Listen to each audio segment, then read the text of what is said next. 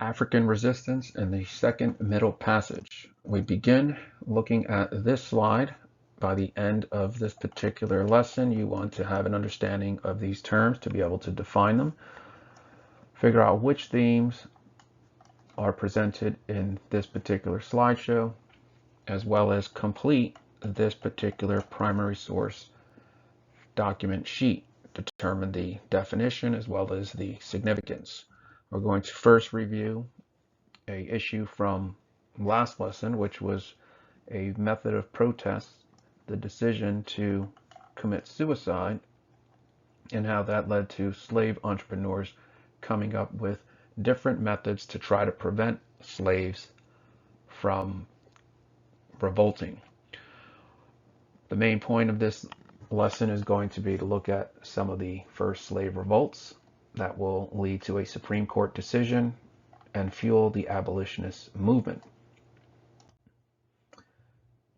Keep in mind, we have also addressed the issue of slave ships and the packing, the term tight packing for the Middle Passage, and the horrific conditions which was addressed in a previous lesson.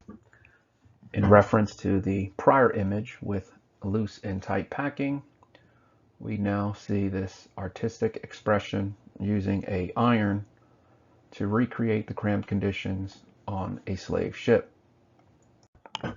In this artistic expression of stowage, slave trade, we are confronted with the slave entrepreneur who has developed a method to make sure that the slaves have a difficult time trying to escape. Again, that would be used to prevent suicide or to prevent any other method of protest. We'll then transition to a famous slave revolt, the takeover of the ship Amistad.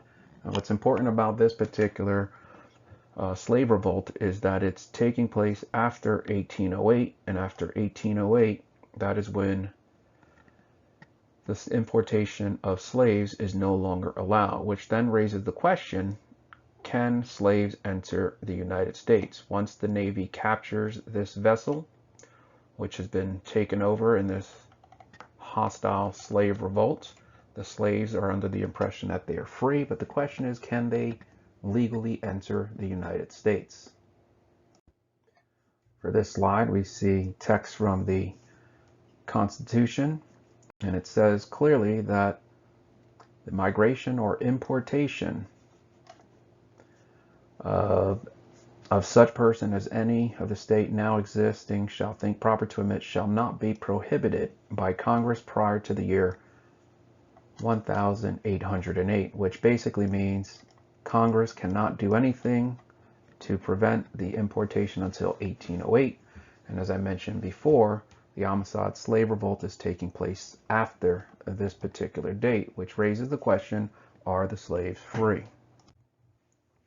As you read through the first source on the Amistad case, you want to use the text and you want to figure out the answers to these questions as we prepare for a brief discussion on this particular case. This is the primary source document that you're required to analyze.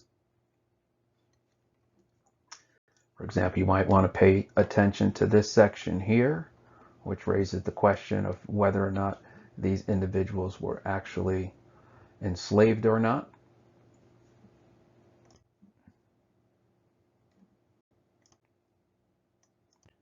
And once we're done reading that document, we're then going to transition to these questions, which will be a brief discussion on analysis of the prior document.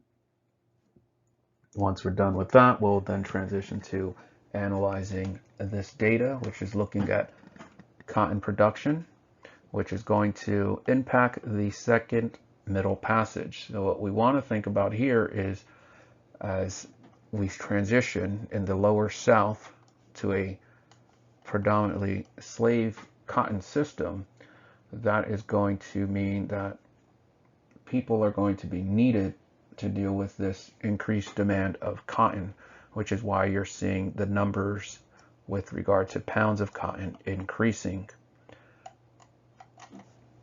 The end result is that people are going to be moved from one state to another to meet the new labor demand, which is the second Middle Passage. Keep in mind, the first Middle Passage we looked at was the Middle Passage that involved coming over from Africa to the Americas, but now we're talking about a second Middle Passage, which is moving people from the United States into other areas, which is going to dismantle families even further. On this document here, we're looking at a slave auction that is about to take place. And here we see the age and the names of the parties involved. This slide is included, but will be focused on more in the next section here. It is the excerpt from 12 Years a Slave, which is a first-hand account of slavery by Solomon Northup. Images advertising the sales. I'm always amazed by this photo here because we're pretty much looking at a store, and I know whenever you start up a business, you are going to have to register it with the local government, and I can't imagine trying to register a business that is going to be involved with the sale of human beings, but that should show you how big of an institution slavery was. For this slide, we're looking at the story of the Dozens, and according to this source here, the Dozens were cheap slaves as a result of some sort of issue. And in this image here, I've used stick figures to indicate physical problems with the slaves that would justify potential reduction of cost. And what's interesting about the Dozens is that when we look at slavery and we're talking about the house slave and the field slave, the Dozens would be down here at the bottom of the slavery stratification chart. We'll then transition to looking at clips from Amistad, and you want to make sure that you have your terms defined as well as some understanding of the sources used. And here are the highlighted themes for this particular lesson. And on the next slide, you will see the definitions with the significance to the right. So check your notes,